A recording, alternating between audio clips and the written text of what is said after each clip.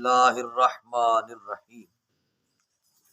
حضرات ذی وقار، اللہ کے فضل حضور نبی کریم صلی اللہ علیہ وسلم کی نظر رحمت سے مجھے اور آپ کو نماز فجر با جماعت ادا کرنے سے نوازا گیا۔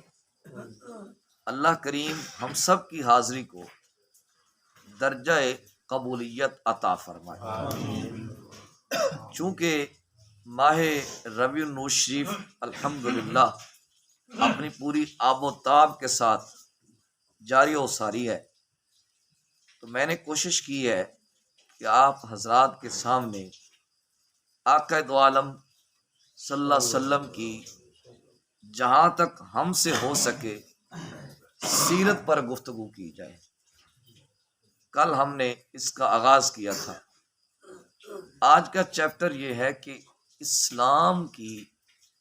اسلام اور سیرت کا آپس میں تعلق کیا ہے، یعنی اسلام کے ساتھ جو سیرت کا ربط ہے وہ کیا ہے، اور سیرت کے دلائل کیا ہے، کتنی ضروری سیرت ہے۔ دیکھیں، انسان کی تخلیق کے بعد جو چیز اس کے لیے سیکھنا ضروری ہے وہ ہے اللہ پاک کی معرفت حاصل کرنا۔ اب اللہ پاک کی جو معرفت ہے یہ دوسری چیزوں سے بھی حاصل ہو جاتی ہے۔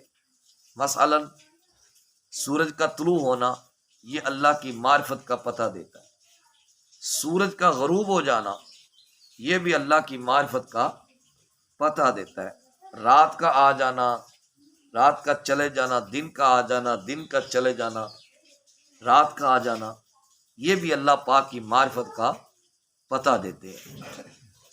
چاند اور ستاروں کا چمکنا، زمین کا فرش ہموار ہونا اور آسمان کا بغیر ستون کے کھڑا ہونا، یہ بھی اللہ پاک کی معرفت کا پتہ دیتے ہیں۔ یہ سارے ذرائع اپنی جگہ، لیکن ان سے بڑے ذرائع کیا ہیں، وہ ہے انبیاء اکرام علیہ السلام کے وجود مسعود۔ انبیاء اکرام علیہ السلام کے جو وجود مسعود ہیں وہ اللہ پاک کی معرفت کا ہمیں ان سے زیادہ پتہ دیتے ہیں۔ دیکھیں، دو طریقے ہوتے ہیں کہ جب انسان پڑھنے لکھنے کے قابل ہو جائے اسے ضروریات دین کا علم سکھایا جائے، پیار سے یا محبت سے، یا اسے جبراً اس رستے پہ گامزن کیا جائے، دین کے رستے پہ، اللہ پاک کی معرفت کے اصول کے لیے۔ لیکن کیوں نہ ہو کہ ہم پڑھائیں بھی یا ہم جبراً اس رستے پہ کسی کو گامزن کریں، کسی نہ کسی ایسی شخصیت کا ہم سامنا کروا دیں یا ایسی شخصیت کا ہم تعارف کروا دیں کہ جس کو دیکھتے ہی وہ اپنے آپ کو اصلاح پر گامزن کر لے، اللہ پاک کی معرفت کی طرف اپنے آپ کو مائل کر لے، وہ ہے انبیاء کرام علیہ السلام کی ذوات قدسیات۔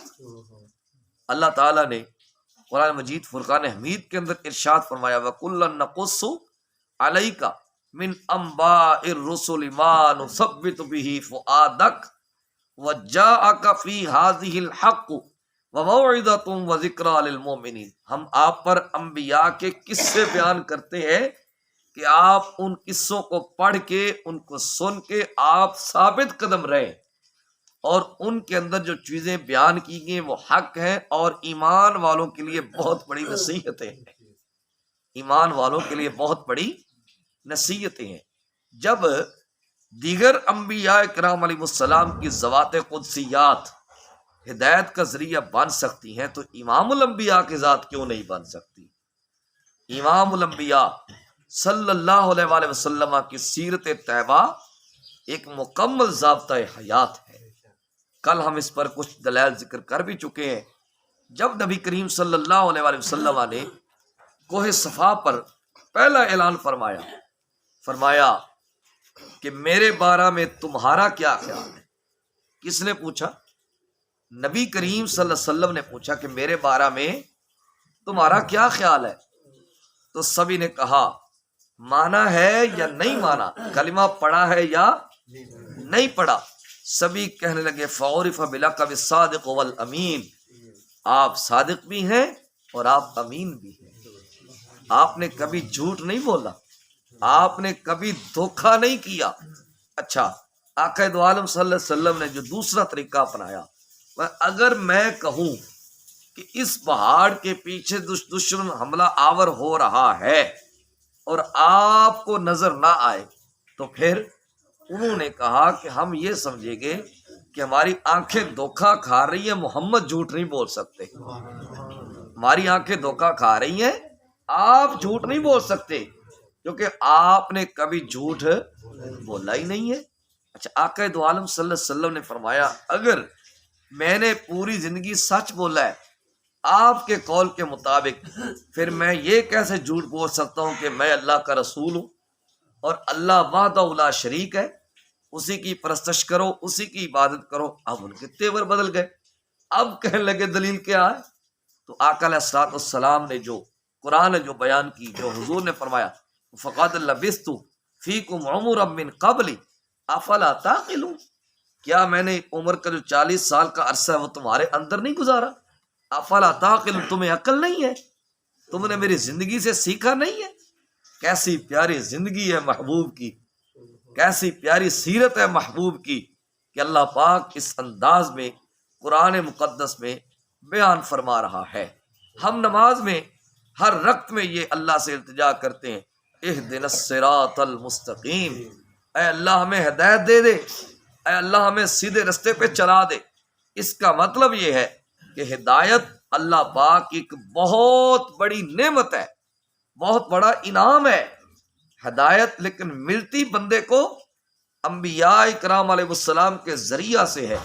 جب انبیاء کرام علیہ السلام کے ذریعہ سے بندے کو ہدایت مل سکتی ہے تو پھر امام الانبیاء کے ذریعے کیوں نہیں مل سکتی؟ دیکھیں اللہ پاک نے قرآن مقدس میں ارشاد فرمایا یا ایھا الناس قد جاءکم برہان من ربکم، اے انسانوں اللہ کی طرف سے تمہارے پاس واضح دلیل آ گئی۔ واضح دلیل کس کو کہا جا رہا ہے؟ کس کو کہا جا رہا ہے؟ نبی کریم صلی اللہ علیہ وآلہ وسلم کو اللہ کی واضح دلیل قرار دیا جا رہا ہے، اللہ کی واضح دلیل قرار دیا جا رہا ہے۔ تو آقا علیہ الصلوۃ والسلام کی سیرت طیبہ، حضور کے اقدار، حضور کے کردار پاک، حضور کی اخلاقیات ہمارے لیے کہ مکمل ضابطۂ حیات ہیں۔ اللہ پاک سے التجا ہے اللہ پاک مجھے اور آپ کو ان باتوں سے فائدہ حاصل کرنے کی توفیق عطا کرے اور حضور کی سیرت پہ چلنے کی توفیق عطا کرے۔ صلی اللہ تعالی علی حبیبہ الاعلی سید الانبیاء محمد وعلی آلہ واصحابہ اجمعین برحمتک یا ارحم الراحمین۔